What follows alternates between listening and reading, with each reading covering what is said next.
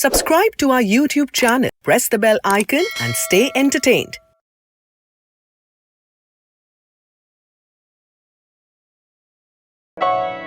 Welcome to the 50th episode of Rahman Music Sheets, tracking milestones of an incredible journey of A.R. Rahman. This episode celebrates 30 years of Roja and its iconic soundtrack. Tales of its creation, 30 years of the musical storm A.R. Rahman.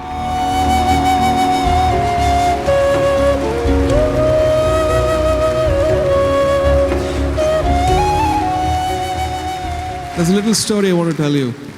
Around 89, we were the backing band for L. Shankar, who's an amazing, iconic musician. So I asked him, which is the best college in the world? He said, Berkeley. And so, what do they teach? So he said, this jazz and all kinds of stuff. Okay, I want to join Berkeley. I want to build a studio for my mom so I can get the rent for her and she's sorted for the family, and I'll go for 2 years and learn something. So a couple of years later, he brings a prospectus and says, here, this is it. Go get learning. And then an amazing opportunity came. Mani Ratnam comes with Roja. And he says, here's Roja, here's Berkeley. Roja, the first film with music by A.R. Rahman. With its release on 15th August 1992, film music in India got transformed forever. Roja was definitely like a fresh breeze of spring. It had a stunning soundtrack. I'd never heard music like the kind I heard. I like the composition because that was very different than what was happening in Bombay music and Hindi music. The tones and the clarity and the crystal clear aspect of each and every instrument, you can hear it so clearly. He's the most extraordinary melody writer, but he writes melodies in a way that a Western composer can't. Rahman has a certain kind of rhythmic structure of music, very different. It hit me right there, the first time I heard them. There was something about the song that you wanted to hear them again and again and keep hearing them. Public ने भी पसंद किया और जो music जानते हैं उनको भी बहुत अच्छा लगा. Even today, people love it. In his very first film that was with Mani Ratnam, the whole of India heard about it. That was the arrival of Mr. A.R. Rahman.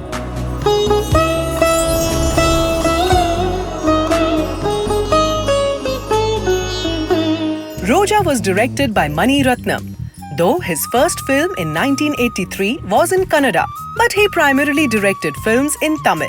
Music for all his early films was composed by Ilayaraja, considered to be one of the greatest Indian music composers. But for his 11th film Roja, Mani Ratnam chose a new composer, Shekhar, who later became A.R. Rahman. It's a crazy thing.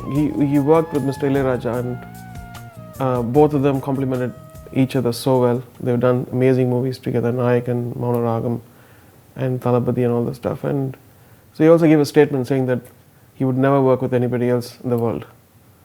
And something happened, a rift happened between both of them. And I think it's destiny. I met him at a common friend's party. And we were sitting and chatting. And I told him, why don't you come to my studio and check out? And he looked at me, maybe. When I went to his studio, that itself was a drastic change in the sense that here there is this young kid who has come and who has converted his car shed into one studio. It's a small place and he was producing the most amazing sound from that place.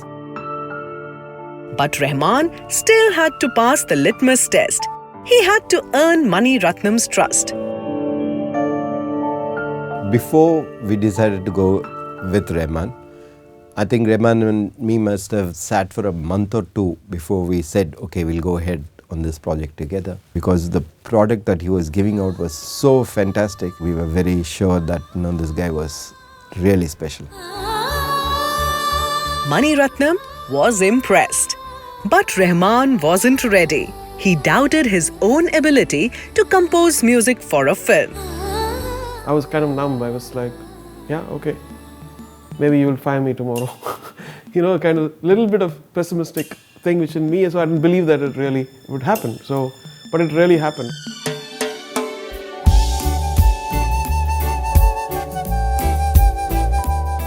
The first tune he did was Chinna Chinna Asai, you know, and he had composed only the mukda of it, you know, and that's all we had. And we had done, and it was absolutely brilliant.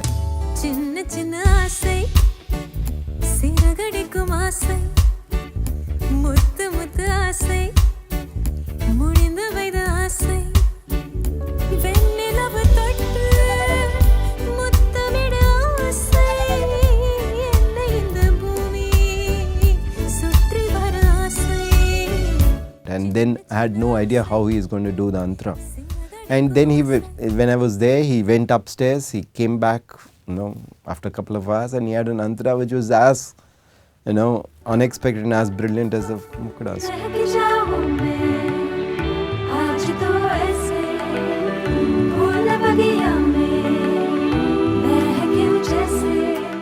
After the song was recorded, the first person Rahman presented it to was his mother. First, I கேட்டோனே நான் அழுதுட்டேன். The music கேட்டோனே. ஏம்மா ஏன் அழுதீங்கம்மா?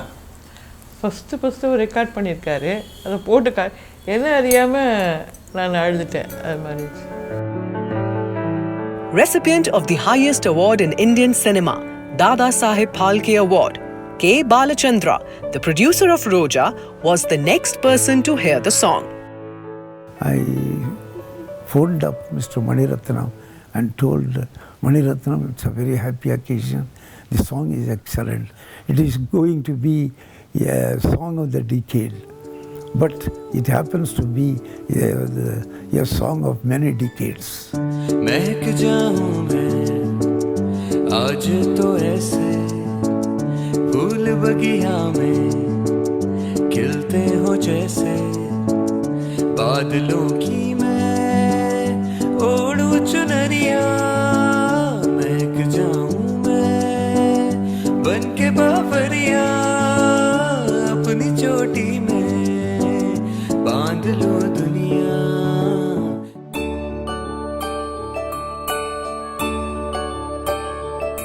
So this is one of the first pieces of equipment I bought for my studio. And it's a Fostex mixer. Fostex 16-track recorder.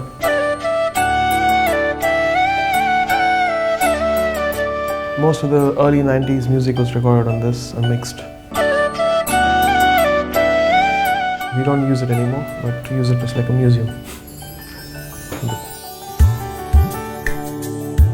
It reminds me of the whole experience and where it all came from. And not only for me, for my whole team, they have to remember where we came from. So for my kids, for my teammates. And so I put that there as a significance and symbolic. Roja was being dubbed in Hindi too. Rahman had to record all the songs in Hindi. He approached Alka Yagnik, who at that time was the most preferred voice for every film director and music composer. But Alka Yagnik refused. I hadn't heard of him and I was so busy in Bombay. So they said, "Nahi, he has really requested you because he would love you to sing the songs. And they're just the kind tailor-made for your voice. And we want you and Kumar Sanu, both of you, to do the entire album for this film." I called up Mr. Kumar Sanu and I asked him, I said, "Did you get a call from some A.R. Rahman's office in Chennai? Are you going?" He said, "Nahi, kaun jayega? Main to nahi jaunga, pata nahi kaun A.R. Rahman." I said, "Yeah, even I haven't heard kaun A.R. Rahman, pata nahi, I've never heard of him." None of us went. I refused. I said, "Sorry, I can't make it." He also didn't go. Thereafter, when I heard the songs of Roja, I could have banged my head on the wall because it was such a big loss. That was a very big, probably the biggest mistake of my career, I would say. Rukmani, Rukmani. The song in Tamil was sung by S.P. Balasubramaniam and K.S. Chitra. For Hindi, Rahman chose Baba Sehgal and Shweta Shetty. I asked Rahman, I said, Rahman, this is a very high-pitched voice. I could, if you wanted to, but I would like to give it a different sensual feel to it because it was a sensual song. It was about the first wedding night, and the lyrics were also very double entendre, you know. So I'm like, but you could do it in a very classy way because the whole thing was picturized so beautifully and classily. So I gave it my best. I used a very husky voice. It's a classic. If I die tomorrow, if somebody had to say, you know who sang the song, they'd say, yeah, Shweta Shetty.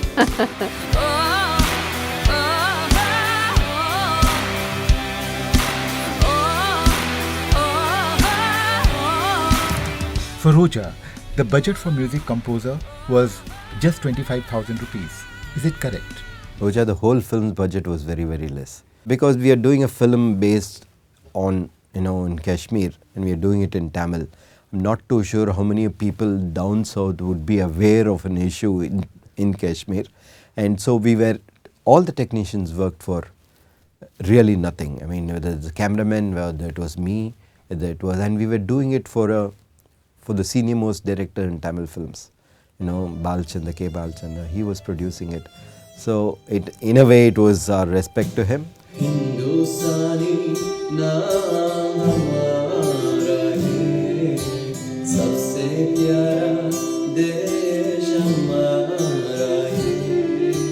After Janagana Mana and Vande Mataram, this song is the most powerful patriotic song one does get to hear, and it's like a lullaby.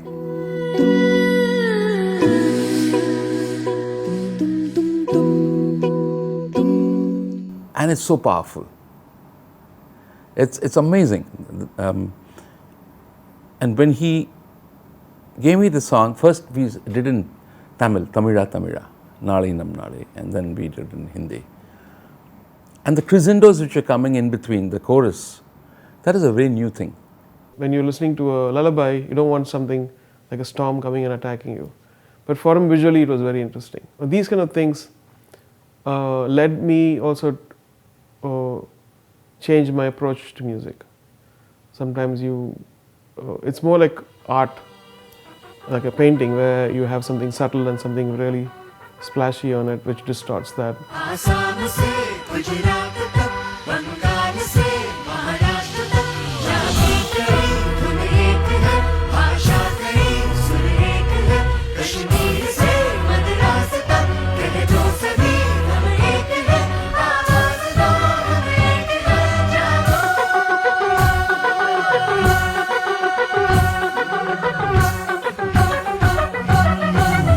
There was very minimalistic arrangement, instrumentation. There was a groove, a drone in some parts, and then there was some orchestration. And he took the singing first. And later on, when I heard the track, when it was released, it was amazing. And there was peace, but there was intensity of patriotic spirit. That's the beauty of the song.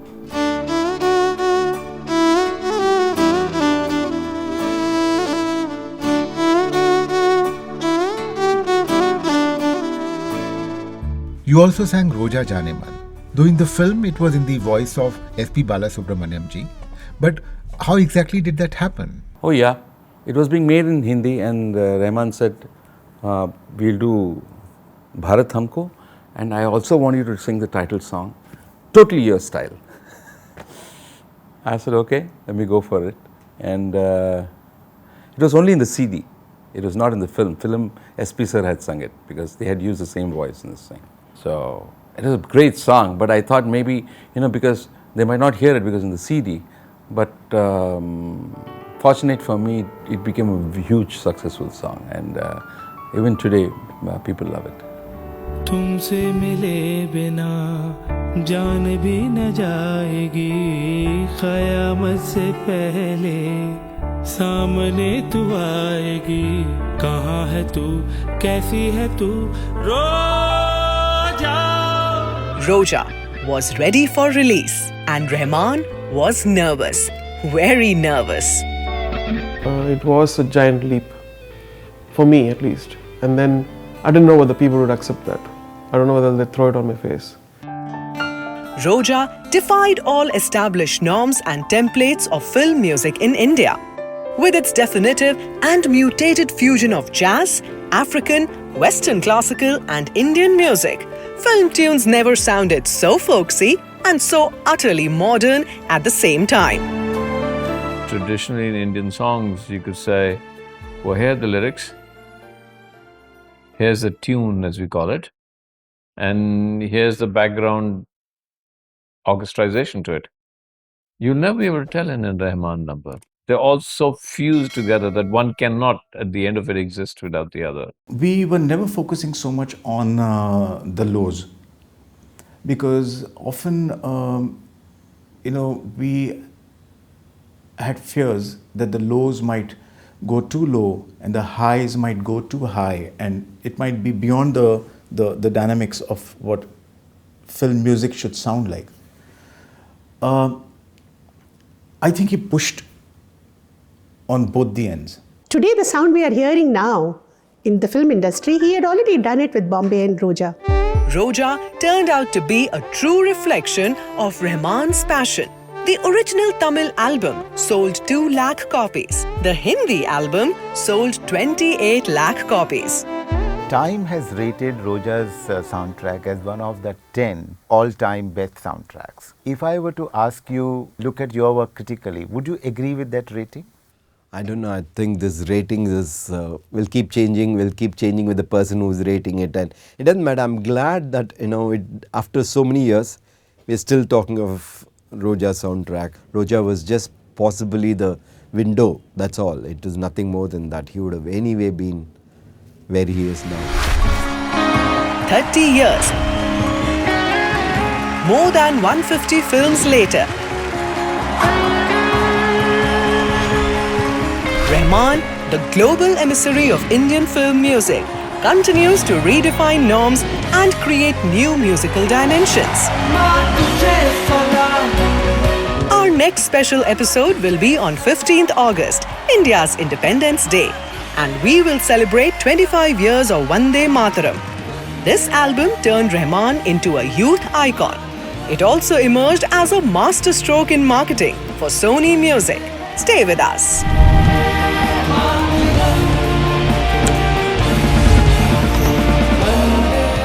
Subscribe to our YouTube channel, press the bell icon and stay entertained.